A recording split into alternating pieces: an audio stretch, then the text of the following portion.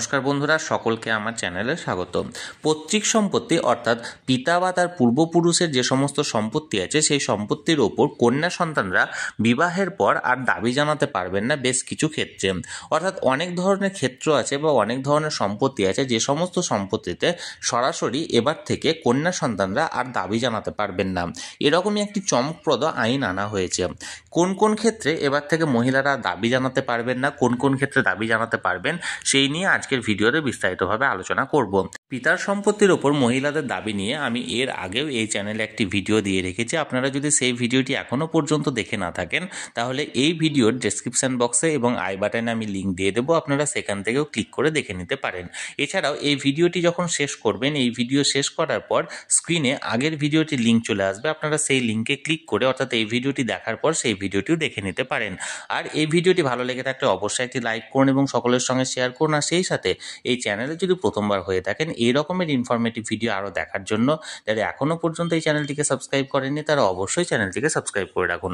তাহলে চলুন আজকের ভিডিওতে আমরা বিস্তারিতভাবে জেনে নিই পিতার কোন কোন সম্পত্তির ক্ষেত্রে মহিলারা দাবি জানাতে পারবেন এবং কোন কোন ক্ষেত্রে মহিলারা এবার থেকে আর দাবি জানাতে পারবেন না সেই ব্যাপারে। আমাদের দেশে এখনও একটি সামাজিক প্রথা বিদ্যমান আছে যে প্রথাতে বিবাহের পর কন্যা সন্তানরা পিতার সম্পত্তির উপর অর্থাৎ বাপের বাড়ির সম্পত্তির ওপর বিভিন্ন রকমের সামাজিক কারণে বা বিশেষ করে বাপের বাড়ির মানুষজন বা বিশেষ করে ভাই বা দাদা বা তাদের পরিবারের সাথে সম্পর্ক নষ্ট হওয়ার ভয়ে দাবি জানান না। কিন্তু আইনে কি বলা হয়েছে? আইনে কি পুত্রের সমতুল কন্যাকেও ভাগ দেওয়া হয়েছে? না, কন্যা সন্তানরা বেশ কিছু ক্ষেত্রে পুত্রের সমতুল দাবি জানাতে পারবেন না। কি বলা হয়েছে আজকের ভিডিওতে আমরা এক এক করে বিস্তারিতভাবে জেনে নেব। সর্বপ্রথমে জানবো যে হিন্দু কন্যা উত্তরাধিকার আইনে কি বলা হয়েছে, অর্থাৎ হিন্দু কন্যারা বিবাহের পর কতটুকু দাবি জানাতে পারবে বা কোন কোন ক্ষেত্রে দাবি জানাতে পারবেন না সেই ব্যাপারে। এরপর আমরা জানবো মুসলিম কন্যা উত্তরাধিকারী আইনে কি বলা হয়েছে, অর্থাৎ মুসলিম কন্যারা বিবাহের পর বাপের বাড়ির কোন কোন সম্পত্তির উপর দাবি জানাতে পারবেন এবং কোন কোন সম্পত্তির উপর দাবি জানাতে পারবেন না সেই ব্যাপারে। তাহলে চলুন আমরা এক এক করে জেনে নিই। সর্বপ্রথমে জেনে নিই হিন্দু কন্যা উত্তরাধিকারী আইনে কি বলা হয়েছে। হিন্দু কন্যা উত্তরাধিকারী আইন 1956 অর্থাৎ 1956 সালে হিন্দু কন্যা উত্তরাধিকারী আইনটি জারি করা হয়েছিল। এই আইনটি প্রণয়ন করার পর প্রায় দীর্ঘ সময় ধরে এই আইনটি বলবৎ ছিল এবং আজ থেকে প্রায় 20 বছর আগে 2005 সালে এই আইনে একটি সংশোধনী আনা হয় এবং এই সংশোধনীতে যে বিষয়টি লাগু করা হয় সেটা হয় যে পিতার সমস্ত ধরনের সম্পত্তির ওপর কন্যা সন্তানরা পুত্রের সমতুল অধিকার পাবেন। অর্থাৎ পুত্ররা যে পরিমাণ দাবি জানাতে পারবেন কন্যা সন্তানরাও সেই পরিমাণ দাবি জানাতে পারবেন। কিন্তু সেই আইনে আরও কিছু শর্ত এখানে লাগু করা হয়েছিল। সেই শর্ত অনুযায়ী কোন কোন ক্ষেত্রে মহিলারা পিতার সম্পত্তির উপর দাবি জানাতে পারবেন না সেই বিষয়টিও এখানে পরিষ্কারভাবে বলা হয়েছিল। তাহলে চলুন এক এক করে জেনে নেওয়া যাক। প্রথমত হলো পৈতৃক সম্পত্তি। পৈতৃক সম্পত্তি হলো পিতার যে সমস্ত সম্পত্তি তার পূর্বপুরুষদের কাছ থেকে প্রাপ্ত সেই সম্পত্তিতেই মেয়েরা অধিকার দাবি জানাতে পারবেন। বিয়ের পরও দাবি জানাতে পারবেন, তবে যতদিন পিতা জীবিত থাকবেন ততদিন মেয়েরা এই সম্পত্তিতে কোনো অধিকার পাবেন না। অর্থাৎ এক কথায় বলতে গেলে কন্যা সন্তানরা তার পিতা যতদিন জীবিত থাকবেন ততদিন পর্যন্ত তার পিতার কোনো সম্পত্তি বা কোনো পৈতৃক সম্পত্তির ওপর তিনি দাবি জানাতে পারবেন না। অর্থাৎ সমস্ত ধরনের পূর্বপুরুষদের যাবতীয় সম্পত্তি এবং তার পিতার সমস্ত ধরনের অর্জিত সম্পত্তি সব কিছুর একমাত্র মালিক কিন্তু সেই সময় তার পিতা, এবং তার পিতা যদি ইচ্ছা করে তাহলে কন্যা সন্তানকে অবশ্যই স্বইচ্ছায় কিছু দিয়ে যেতে পারেন, কিন্তু কন্যা সন্তানরা কখনো এটা দাবি জানাতে পারবেন না যে তিনি পিতার সম্পত্তির ওপর মালিক। অর্থাৎ পিতা জীবিত থাকাকালীন কখনোই তিনি কন্যা সন্তানরা পিতার সম্পত্তিতে দাবি জানাতে পারবেন না। এরপর দ্বিতীয় যে ক্ষেত্রে দাবি জানাতে পারবেন না সেটা হলো স্ব অর্জিত সম্পত্তি। পিতার স্ব অর্জিত সম্পত্তিতে মেয়েদের অধিকার নেই। আইনের চোখে যে সম্পত্তি পিতা তার নিজস্ব উপার্জনে তৈরি করেন তাতে মেয়েরা দাবি জানাতে পারেন না। এক্ষেত্রে পৈতৃক সম্পত্তি এবং স্ব-অর্জিত সম্পত্তি দুটির ডেফিনেশন কিন্তু আলাদা। পৈতৃক সম্পত্তি হলো সেই সমস্ত সম্পত্তি যে সম্পত্তিটা আপনার পিতা তার পিতা বা তার ঠাকুরদার কাছ থেকে পেয়েছেন।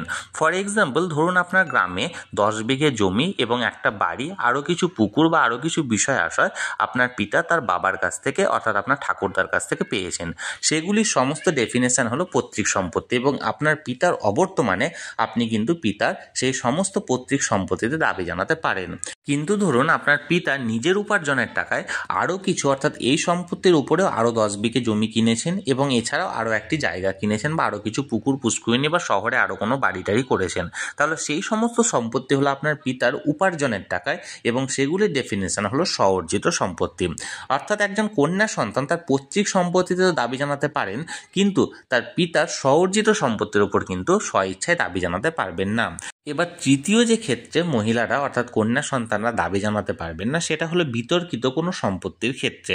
পিতার সম্পত্তি নিয়ে যদি কোনো বিবাদ বা বিতর্ক বা মামলা যদি চলমান থাকে, অর্থাৎ কোনো ডিসপিউট থাকে, তাহলে সেক্ষেত্রে কন্যা সন্তানরা অর্থাৎ মহিলারা সেই পিতার সম্পত্তির উপর দাবি জানাতে পারেন না।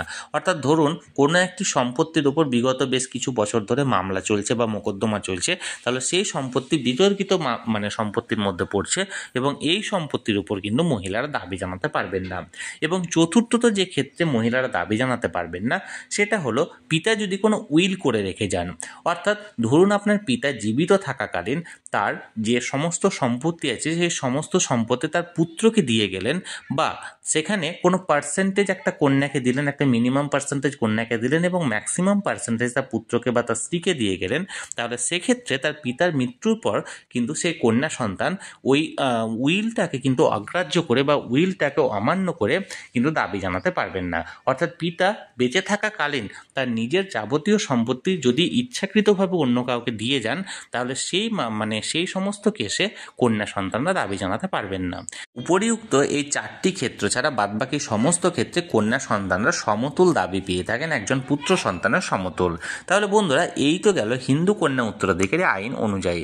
এবার মুসলিম কন্যা উত্তরাধিকারী আইনে কি বলা হয়েছে চলুন সেটা এক নজরে জেনে নেওয়া যাক। দেখুন এখানে কি বলা হয়েছে, rights of females.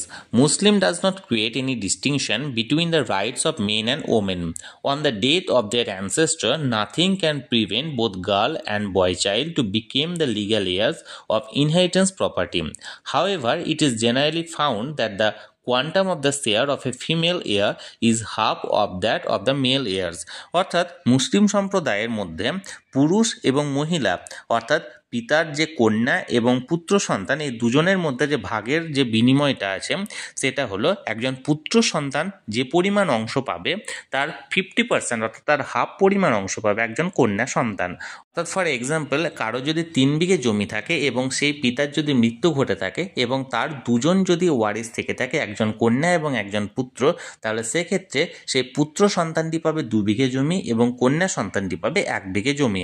The reason behind this, এবং এটার পেছনে যে কারণ সেটা হলো this is that under the Muslim law a female shall upon marriage receive mehr and maintenance from her husband, whereas males will have only the property of the ancestor for inheritance. Also, male have the duty of maintaining their wife and children.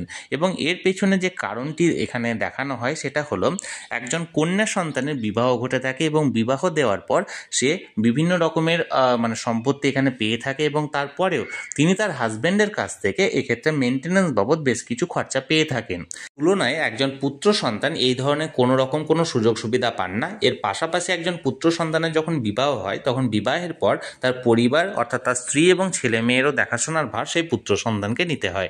এই জন্য মুসলিম আইন অনুযায়ী একজন কন্যা সন্তানের চেয়ে পুত্র সন্তানকে ডাবল শেয়ার প্রদান করা হয়। তাহলে বন্ধুরা, আজকের ভিডিওতে কন্যা সন্তানরা পিতার কোন ধরনের সম্পত্তির উপর নিজেদের দাবি জানাতে পারবেন এবং কোন কোন ধরনের সম্পত্তির উপর নিজেদের দাবি জানাতে পারবেন না সেটা নিয়ে আমি বিস্তারিতভাবে আলোচনা করার চেষ্টা করলাম। আপনাদের যদি এই বিষয়ে কোনো রকম কোনো প্রশ্ন থাকে বা কোনো রকম জিজ্ঞাসা থাকে আপনারা অবশ্যই কমেন্টের মাধ্যমে জিজ্ঞাসা করুন বা প্রশ্ন করুন। আমি চেষ্টা করব আপনাদের সকলের প্রশ্নের যথাযথ উত্তর দেওয়ার। আর এই ভিডিওটি ভালো লেগে থাকলে অবশ্যই একটি লাইক করুন এবং সকলের সঙ্গে শেয়ার করুন। আর সেই সাথে এই চ্যানেলে যদি প্রথমবার হয়ে থাকেন এই রকমের ইনফরমেটিভ ভিডিও আরও দেখার জন্য যারা এখনও পর্যন্ত এই চ্যানেলটিকে সাবস্ক্রাইব করেননি তারা অবশ্যই চ্যানেলটিকে সাবস্ক্রাইব করে রাখুন।